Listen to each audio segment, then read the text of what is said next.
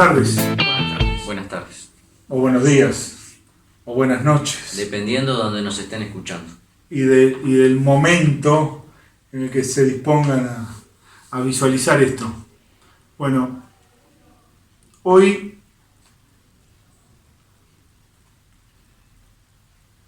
vuelvo a editar a esto. Bueno, Vuelvo a editar, yo me voy a Luces y intentar. sombras. Luces y sombras. No, buenos días, buenas tardes. buenas tardes. Aquí estamos en el programa número 11 de la tercera temporada de Luces y Sombras del Filosofar. Y en este juego de referencias a los momentos, a los instantes, vamos a introducirnos a una reflexión sobre el tiempo y sobre nuestro tiempo, y sobre la forma en que nos relacionamos en nuestro tiempo, por ejemplo, con el tiempo. Lo escuchamos. Bueno, la idea es, si esto fuera una clase, nuestro objetivo es que este programa sea un programa de transición entre el último que hicimos y el que viene. Y en particular a mí me gustaría empezar por una especie de punteo que tiene que ver con cierta caracterización de nuestro tiempo. De nuestro tiempo te referís al tiempo que estamos viviendo.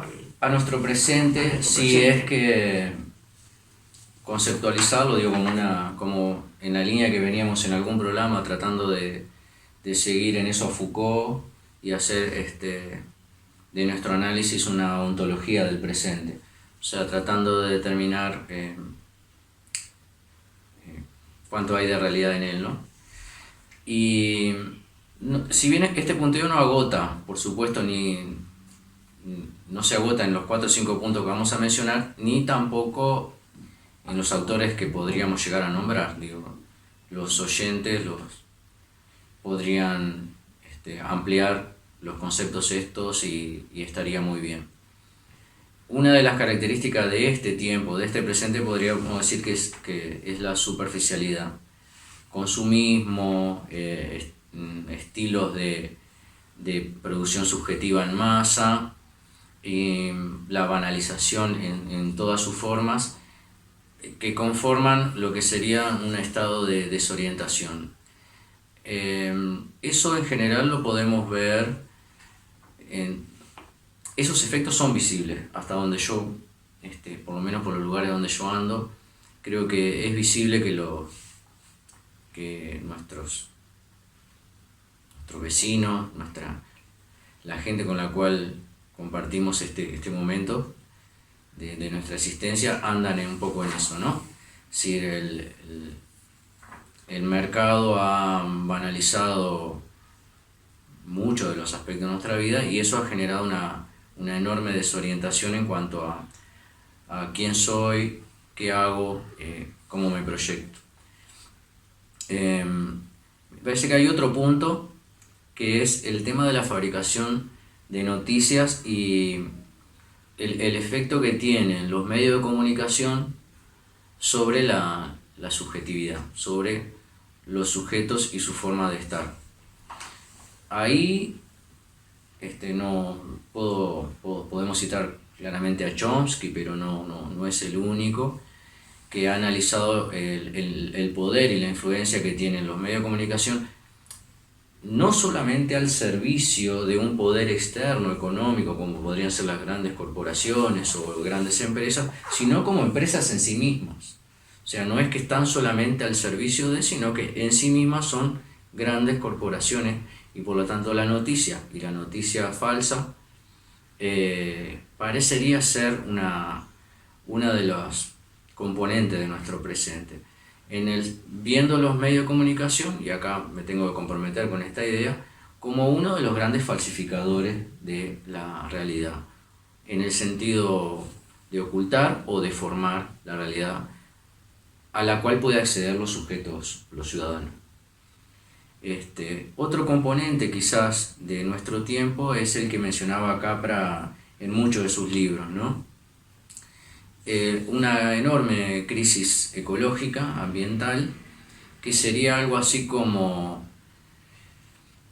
la punta del iceberg de una crisis mucho más profunda, mucho más compleja, en el sentido de interdisciplinaria, multidisciplinaria, donde es de alguna manera la parte visible de una crisis política, económica, cultural, militar, social, que podemos acordar que tiene como telón de fondo una mentalidad, una forma de pensar y de resolver los problemas que en el caso de Capra él le llama paradigma newtoniano-cartesiano, o yo diría que es la forma en que transitamos la modernidad en Occidente. Podríamos citar también a la periodista canadiense Klein con su último en el tiempo, no el último de su vida, por supuesto. El último libro grande, Klein, se caracteriza por hacer grandes análisis de los cuales, para armar los cuales se provee de una cantidad enorme de datos para hacer serio lo que hace. O sea que publica un gran libro, gran en el sentido textual, cada tantos años. Y el último, que tiene unos 4 años si no me equivoco, se llama Esto lo cambia todo, y es justamente la relación entre la crisis ecológica y el capitalismo. Esta situación y este diagnóstico son absolutamente actuales, muy compartibles, y a los cuales vamos a dedicarle tiempo en otros programas, ¿no? Sí, justamente me da el pie para indicar que el otro punto al cual yo me pensaba referir enseguida como una de las características de este presente, que no es puro presente, digo, porque tiene hondas raíces, ¿no? Digo, y ramificaciones hacia el pasado, o sea, podríamos rastrear una larga cantidad de causas, digámoslo así. Es que la desigualdad económica como nunca se ha crispado, ¿no? O sea, no solamente en América Latina, sino en el mundo en general, vemos que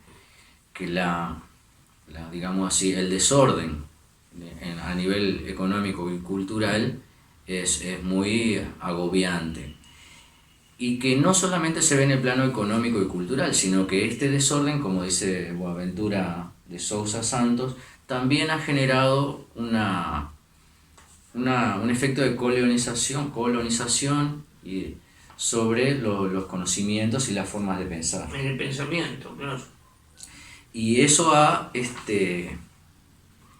esa epistemología dominante, como dice él, ha invisibilizado, ha obturado, ha negado todo otro tipo de conocimiento que no sea en ese orden de la racionalidad capitalista, colonial, patriarcal, cientificista, diría. Sí, por ejemplo, una noticia de hace poco, un conjunto de noticias emanadas de este señor, por nombrarlo de alguna manera, que está ahí ubicado en el Brasil, que es Bolsonaro. Están destruyendo aceleradamente la floresta amazónica, y los indígenas, los pueblos originarios de ahí, se están movilizando mucho, pero eso es inexistente para las noticias, para los noticiarios. De lo que se habla es de la política de Bolsonaro y de lo que él afirma de necesidad del sistema para sus intereses, que son los intereses del Brasil, como lo llama él, de la patria y de Dios, y donde entonces, repito, ¿no?, los pueblos de ahí son invisibilizados. No, lo mismo que son invisibilizados, esto es mucho más dramático, ¿no?, los africanos que se ahogan todos los días en el Mediterráneo. Yo, cuando los escucho hacer estas referencias a ustedes, tengo una especie de eco de una reflexión llamémoslo así, pensamiento, análisis que estaba haciendo cuando venía para acá. Cuando me estaba dirigiendo para acá. Venía aquí a donde grabamos esto. Y tiene que ver con la pregunta de ¿qué es lo que perdimos? ¿Y a qué me refiero con esto? Hay una caracterización en cuyas líneas generales yo seguramente comparto, de este tiempo. Una caracterización que tiene una coloración casi infernal. ¿Sí? Con una carga negativa muy fuerte. Hay un análisis, un análisis que lleva a unas conclusiones, que decir que poco optimistas, me suena poco. Y yo, en base a esa caracterización, insisto, en términos generales, en muchos aspectos de lo que se señala allí, yo comparto plenamente, adhiero plenamente a esas conclusiones, me llevan a preguntarnos, bueno, si esto es producto de algo que perdimos, y cuándo lo perdimos. Y por ahí ustedes aludían más de una vez a este proceso, a este proyecto, a ese marco de sentido que habitualmente denominamos modernidad, ¿no? Y que tiene en el capitalismo su expresión fundante, ¿no? Digamos que la civilización de la modernidad es la civilización capitalista, ¿no? Bueno. Y esa civilización capitalista, esa modernidad, ha sido tradicionalmente relatada, conceptualizada y pincelada como una experiencia emancipatoria, liberadora, ¿sí? Como progreso, inclusive por quizás su más, por decirlo de alguna manera, su más claro, su mayor antagonista teórico, ¿no? Por Marx. El capitalismo está pintado como una experiencia emancipatoria, ¿sí? Un fenómeno que está abriendo la puerta a la salida definitiva de la prehistoria, ¿no? Pero sus análisis son claramente apologéticos en torno a la sociedad, a las fuerzas que el capitalismo está generando y a los portentos que está habilitando, y también a la forma en que está orquestando, organizando una nueva socialidad, una nueva politicidad. Y es básicamente emancipatoria. Yo me planteo todo esto en función de que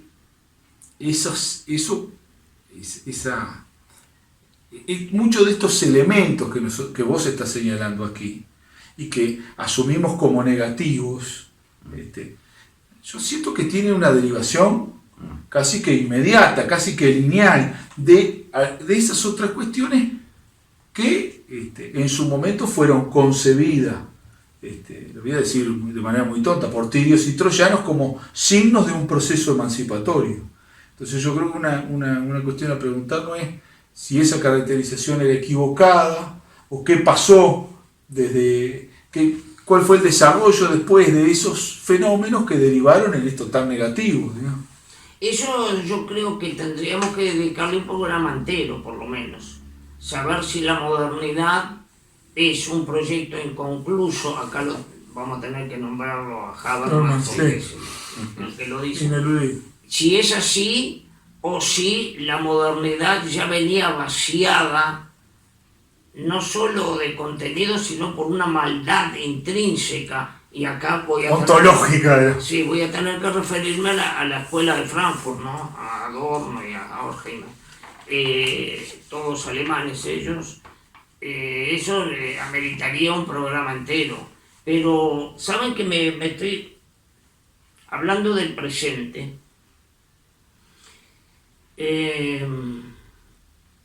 Luego de la verdadera paliza electoral que supusieron las PASO para él, tuvo que hablar Macri, el presidente argentino, y frente a él, yo lo estaba escuchando con atención, igual que ustedes, frente a las preguntas de los periodistas, de si había autocrítica que hacerse, qué sé yo, el hombre no contestaba. Pero no por... Yo voy a hacer una interpretación de Mauricio Macri, capaz que está errada, pero no por necedad propia, sino porque él está en esa concepción de que la modernidad, en su caracterización capitalista neoliberal, es el estado mismo, yo qué sé, aunque sea con comillas, natural de la humanidad. ¿Cómo es que ustedes me desfasaron no siguiéndome a mí, votando a los Fernández o qué sé yo? El hombre, yo creo que estaba hablando sinceramente. ¿Qué quieren que le diga? Yo no voy a hacer un análisis de la subjetividad, en este caso, del presidente argentino, pero comparto plenamente lo que dice Julio en el sentido de que se ha operado una construcción narrativa, simbólica, que instala una noción de realidad y de verdad, una idea de verdad, en torno a cómo debe organizarse la sociedad, en torno a la forma de la politicidad o de la socialidad. Hay una idea de verdad instalada y hay un discurso que tiene el tono de este tono, ¿no? La propuesta alternativa, cualquier propuesta alternativa que aparezca distinta a estos amagues de radicalización de este proyecto capitalista, son cuestionados desde el lugar del error.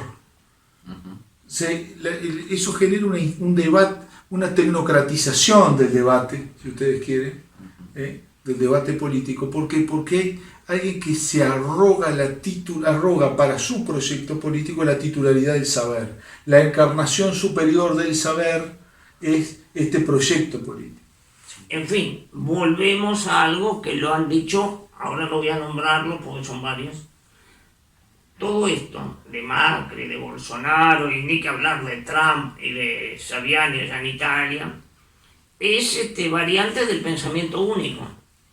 El pensamiento único es el pensamiento natural al cual hay que apoyar y en el cual hay que mantenerse. Sí, yo, si se quiere, un aspecto que para mí es funcional a todo eso que ustedes estaban analizando es qué efectos genera sobre los sujetos que estamos viviendo hoy ese tipo de ideologías, ese tipo de formas de pensar, ese tipo de prácticas estatales, gubernamentales o de poder. Y, por ejemplo, yo creo que, haciendo referencia a los programas anteriores, hoy los sujetos estamos bastante lejos de un proceso de ilustración. No parece ser un proceso emancipador todo esto. Es más, los sujetos, al decir de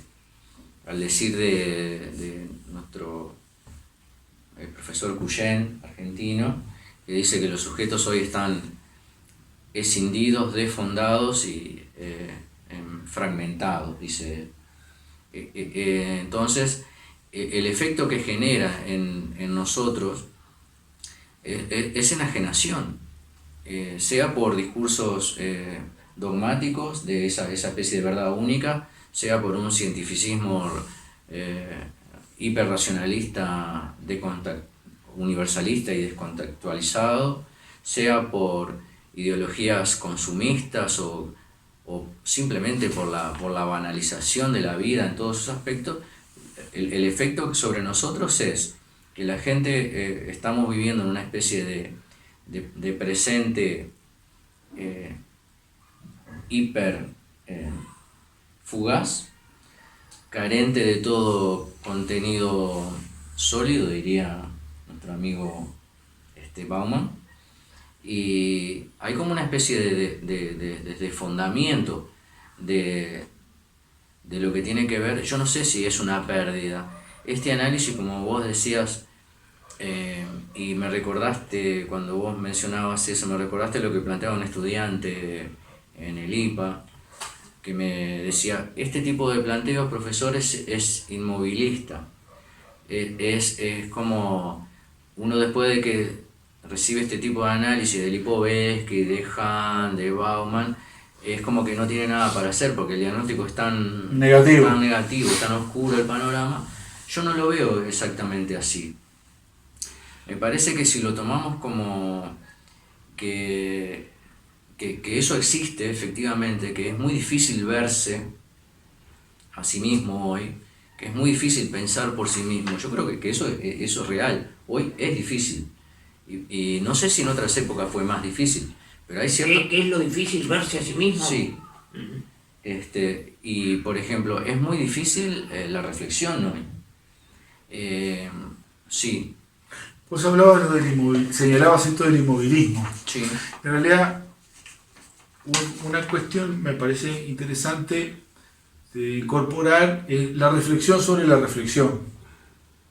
Es decir, aquí, en relación a esto que señalamos, y lo que perdimos, lo que no perdimos, lo que perdimos con la modernidad, lo que nos parecía o lo que pareció emancipatorio y terminó no siéndolo. Uh-huh.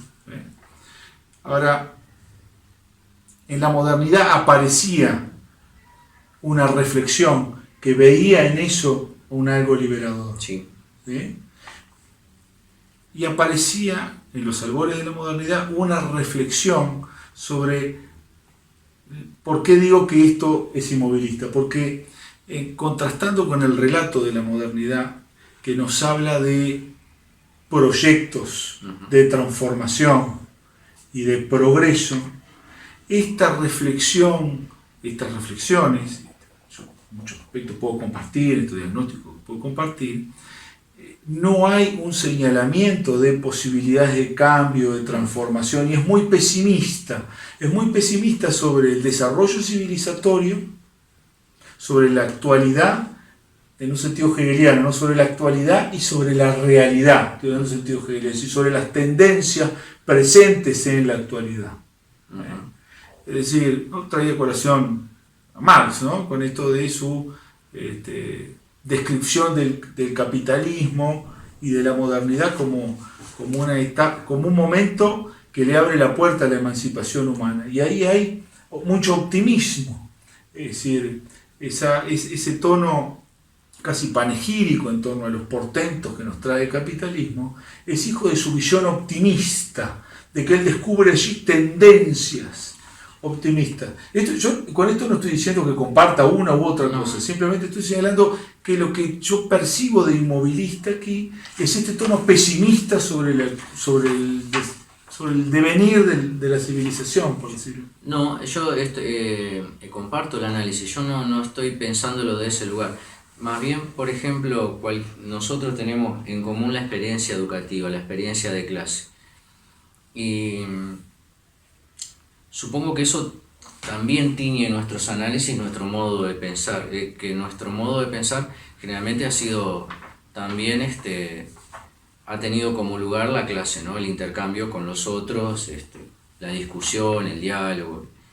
Y si hay algo que nos mantiene optimistas, por lo menos a mí, es la clase. O sea, si uno viera solamente lo que sucede en los informativos o los desinformativos, diría, o si uno se asomara a lo que es la opinión del sentido común o lo que las redes sociales dicen, bueno, entonces sí, más allá de los análisis académicos que tenemos, digo, es difícil pensar en términos de utopía, en términos de futuro, en términos de revolución, de mayor justicia.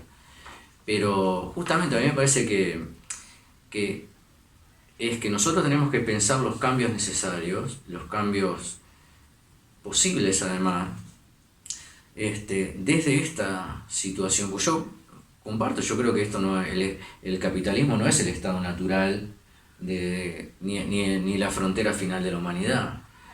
Justamente porque no lo creo y porque me parece que toda esta situación de enajenación y de explotación y de desigualdad y de violencia de todo tipo contra personas y naturaleza no puede ser el final, es porque creo que este tiempo es con esos condicionantes, con esos tiempos puro presente, consumo, egos exaltados, sujetos persiguiendo banalidades como si fueran sueños profundos, ¿no? Esa pérdida de orientación, más todo el proceso de secularización que de alguna manera que en la modernidad lo que hizo fue liquidar ciertas cosmovisiones, ciertos pensamientos trascendentales. En la pura materialidad el sujeto se encuentra hoy desvalido, solo, aislado, engatusado por un montón de instrumentos sociales que están tirándole anzuelo de todo tipo para que por algún lado prendemos, ¿no? Y nos mantienen en una especie de cárcel virtual. Yo creo que nunca como en este tiempo fue tan fácil ser esclavo.